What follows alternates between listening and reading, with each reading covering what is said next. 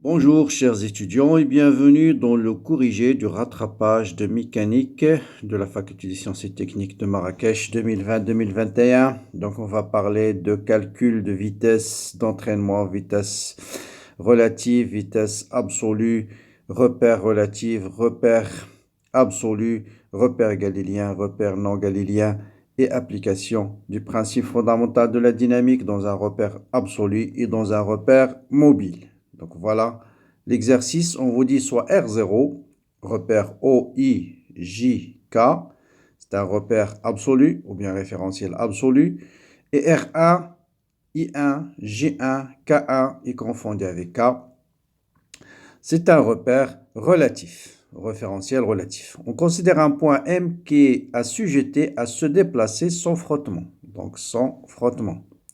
Le long de la tige OA, voilà notre point M, il se déplace le long de cette tige OA.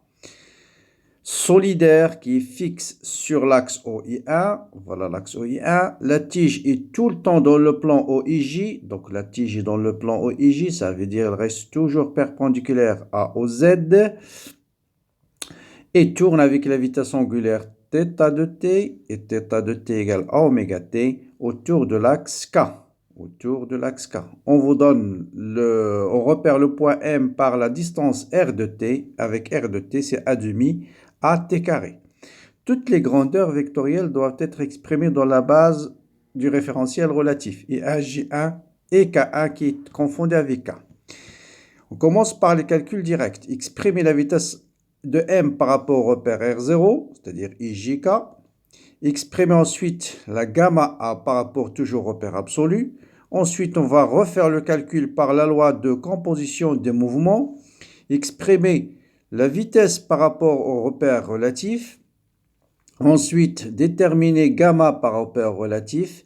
Déterminer le vecteur rotation de R1 par rapport à R en fonction toujours de oméga et donner l'expression de la vitesse d'entraînement. Déduire la vitesse absolue et l'accélération absolue. Et bien sûr, il faut retrouver la relation qu'on a déjà trouvée dans la question précédente.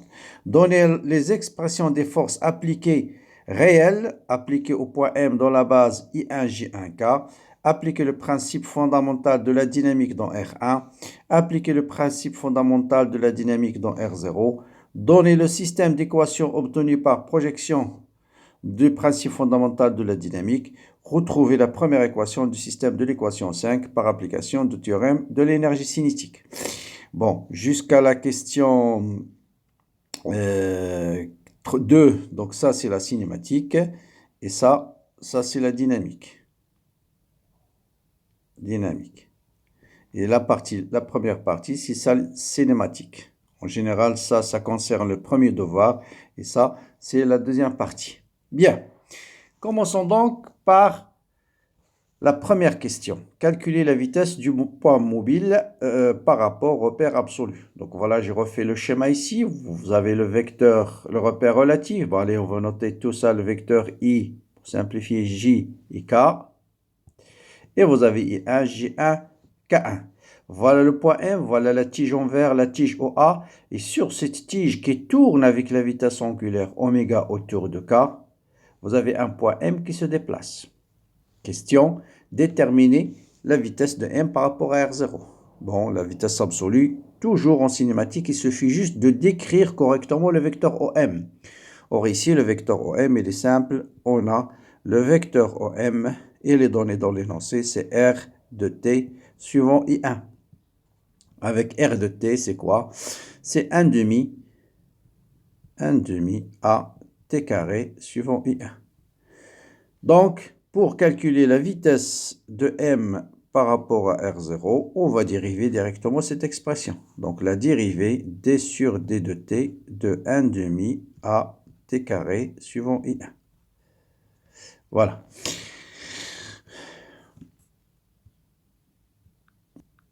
Bien, donc voilà, j'ai repris le schéma ici. Donc là, je reprends juste le plan IJ et 1J1. Vous voyez, c'est exactement, on est dans le cas des coordonnées polaires avec l'angle θ. Donc, c'est quoi la dérivée de I1 par rapport au temps? I1, c'est un vecteur qui tourne avec un angle θ.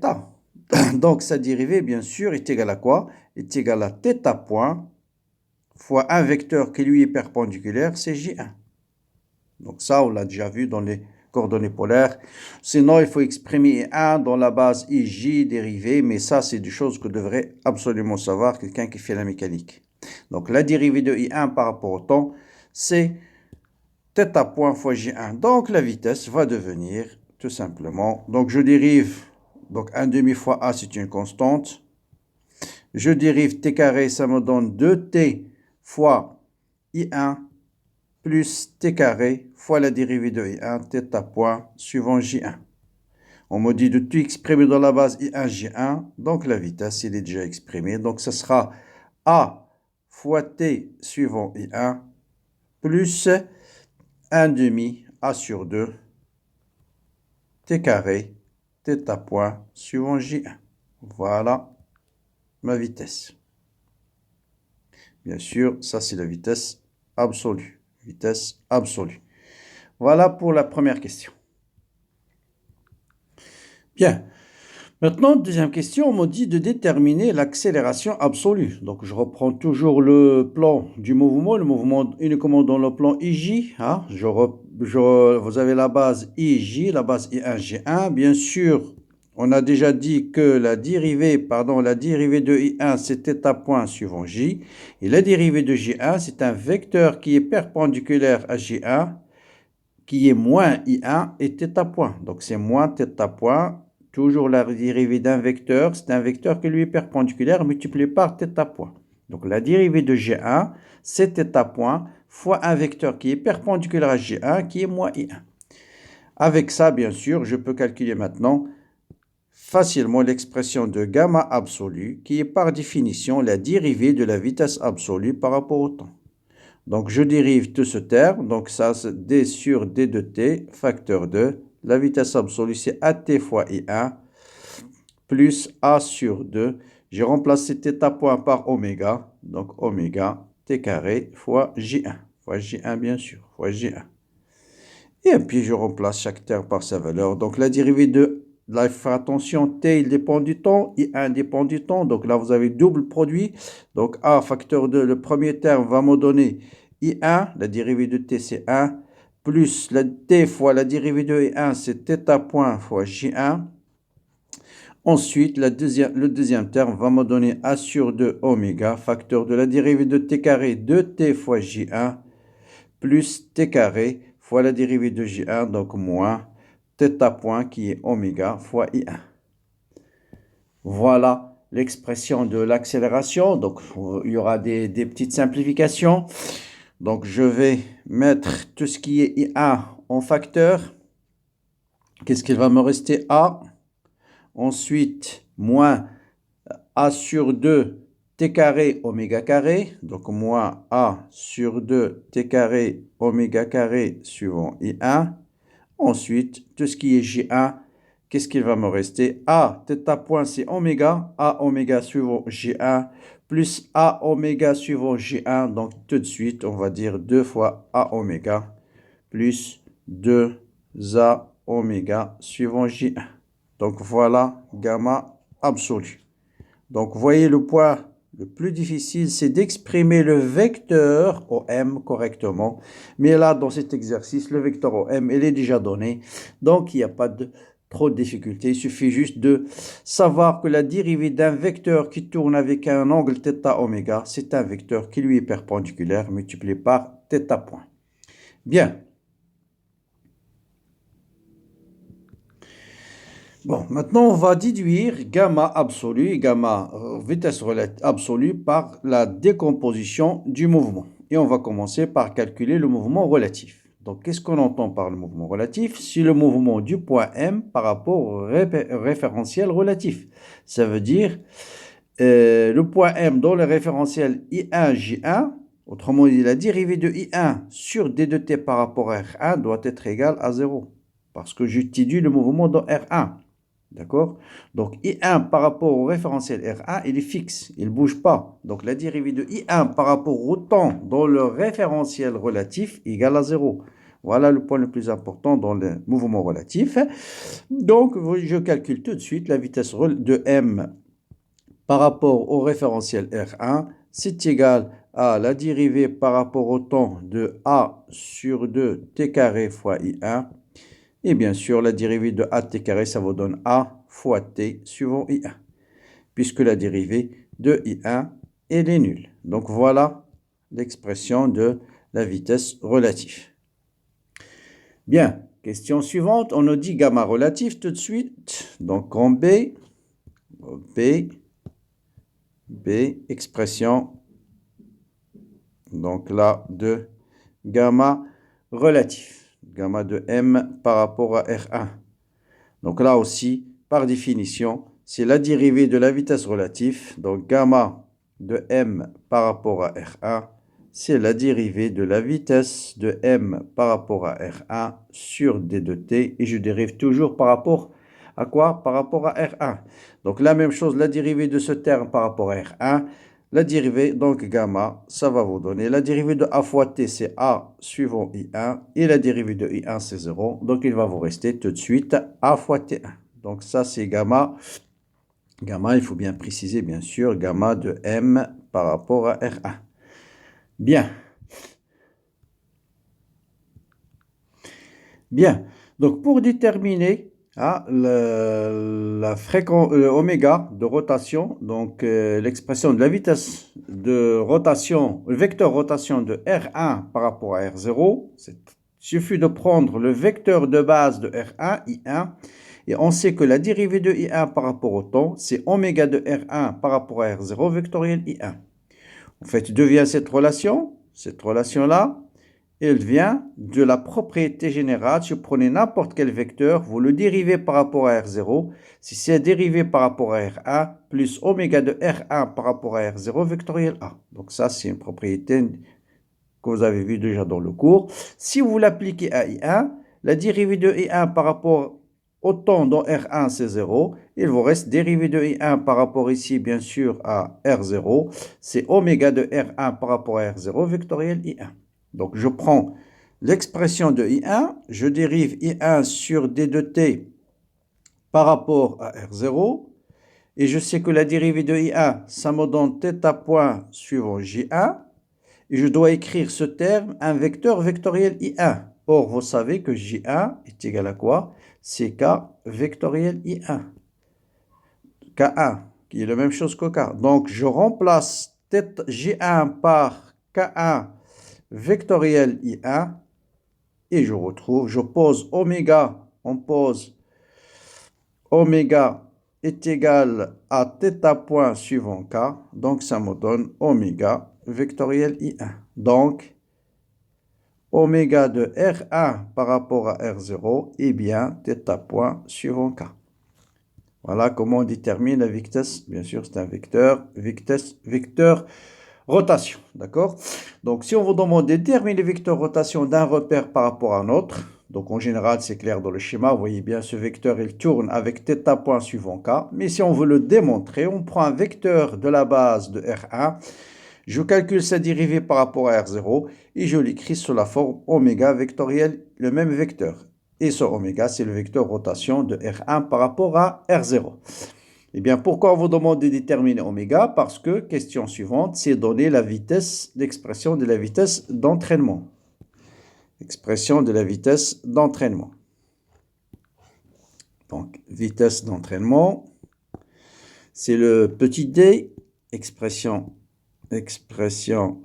de vitesse d'entraînement. Et là, bien sûr, soit vous appliquez directement la méthode, la définition, la vitesse d'entraînement, c'est la vitesse de O par rapport à R0, donc la vitesse du repère, de l'origine du repère mobile, plus oméga de R1 par rapport à R0, vectoriel OM. Donc ça, c'est la définition. Bon, je remplace chaque terme par sa valeur. Bien sûr, ici, O est confondu avec O', donc ça me donne 0. Oméga, je viens de montrer qu'il est égal à oméga θ point suivant K, c'est-à-dire oméga suivant K, vectoriel OM qui est A sur 2 T carré suivant I1. Et donc, ça me donne oméga A sur 2 fois T carré, K vectoriel I1, c'est J1. Voilà la vitesse d'entraînement. Et j'entoure ma réponse. Donc A sur 2 oméga carré suivant J1. Bon, on a calculé la vitesse d'entraînement, on a calculé la vitesse, donc il me reste la vitesse de Coriolis. Donc vitesse d'entraînement, c'est bon. Question suivante. Bien, donc on a déterminé la vitesse d'entraînement, donc on peut le démontrer d'une autre manière, mais on va le voir peut-être à la fin. Bon, ensuite déduire la vitesse absolue, donc là il suffit de dire vitesse absolue c'est vitesse d'entraînement plus vitesse relative, donc j'ai déjà montré que la vitesse relative c'est AT fois I1 plus la vitesse d'entraînement, et vous allez vérifier c'est exactement la même expression qu'on a déjà trouvée par le calcul direct. Ensuite je veux déterminer gamma absolu par toujours loi de décomposition des vitesses. Donc, pour gamma de Coriolis, c'est 2 oméga vectoriel vitesse relative. Faites très attention, c'est vectoriel vitesse relative. Donc, oméga, c'est oméga suivant k. Vitesse relative, c'est AT suivant I1. Et k vectoriel I1, c'est J1. Donc, voilà l'expression de la gamma Coriolis. Gamma d'entraînement, normalement, c'est la dérivée seconde de l'accélération de l'origine de repère mobile par rapport au temps, mais les deux origines sont confondues, donc son accélération est nulle, plus d de oméga sur dt vectoriel O de m, mais là aussi oméga est constante, ce terme il est nul, donc il va vous rester juste oméga vectoriel OM. Bon, je remplace oméga, je vous rappelle, bien sûr, c'est oméga suivant k, donc c'est oméga carré, k vectoriel OM, qui est 1 demi AT carré. K vectoriel I1, c'est J1, et k vectoriel J1, c'est moins I1. Donc c'est moins.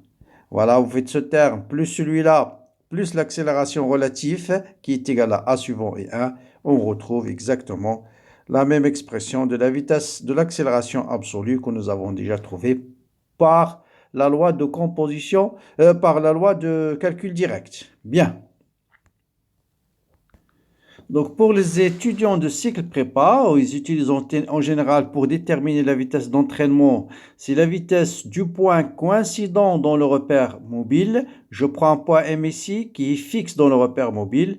Si le repère tourne avec une vitesse angulaire θ, point oméga, quel est le mouvement qui va être décrit par ce point M? C'est un mouvement circulaire. Donc, je peux dire tout de suite que la vitesse d'entraînement, ça sera la vitesse de ce mouvement qui fait un mouvement circulaire. Et la vitesse d'un mouvement circulaire, c'est R oméga, suivant Eθ qui est confondu ici avec J1. Et vous remplacez R par 1 demi AT carré, et vous voyez que vous retrouvez exactement la même expression. C'est-à-dire que je peux calculer la vitesse d'entraînement sans appliquer cette expression, en cherchant juste un point qui coïncide avec le point M. Et quel est le mouvement du point coïncident de le repère mobile? Vous voyez bien que si un point M ici, il est fixe dans le repère mobile, il va décrire un mouvement circulaire. Et donc, sa vitesse, c'est R oméga. Et on peut déterminer aussi son accélération, c'est V carré sur R. V carré sur R, moins V carré sur R suivant I1. Et la vitesse d'entraînement, accélération d'entraînement, vous voyez bien, c'est exactement cette expression-là. Bien. Mais vous pouvez appliquer bien sûr les formules de vitesse d'entraînement, vitesse de Coriolis, que bien sûr je conseille à tout le monde de les connaître par cœur. Donc voilà pour la partie cinématique de cet exercice. Donc voilà, comme je disais, pour la partie cinématique, donc vous voyez que c'est toujours bien décrire le vecteur OM, apprendre correctement les formules de l'accélération, de vitesse relative, vitesse d'entraînement, vitesse absolue, gamma relative, gamma Coriolis, gamma d'entraînement, savoir déterminer le vecteur rotation. Voilà tout ce qu'on vous demande, bien sûr, dans la cinématique. Bien apprendre, bien comprendre la dérivée d'un vecteur qui dépend du temps, un vecteur qui tourne, comment calculer sa dérivée. Voilà l'essentiel de la cinématique. Comme d'habitude, bon courage, bonne continuation et bien sûr la partie dynamique, je vais les traiter plus tard. Voilà, à bientôt.